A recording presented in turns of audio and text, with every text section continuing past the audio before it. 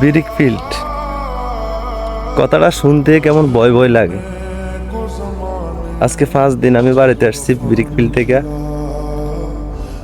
আমার মতো এরকম অনেক ভাই এখনো ব্রিক ফিল্ডে কাজ করতেছে। ভয় লাগার কারণ তো একটাই, 40-42 সেলসিয়াস রৌদ্র পড়তেছে এখনো বর্তমানে।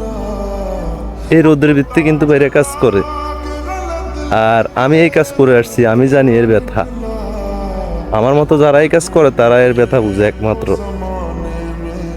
কি বলবো, কোম্পানিদের উদ্দেশ্যে একটা কথাই বলবো, ভাই আমরাও রক্তে মাংস করা মানুষ, যত তাড়াতাড়ি সম্ভব বিদায় করে দেন ভাই। অনেক কাটিয়েছেন মাল, আপনাদের চাহিদা এখনো পুরো নাই। আপনাদের কাছে একটাই আমার অনুরোধ, আমার মতো ভাইদেরকে বিদায় করে দেন। 8 মাস আপনাদের ওখানে মানুষ কাজ করছে, হাসি খুশি মনে মানুষগুলো বিদায় দেন, এটাই আপনাদের কাছে চাওয়া আমার, আর কিছু বলার নাই এখন।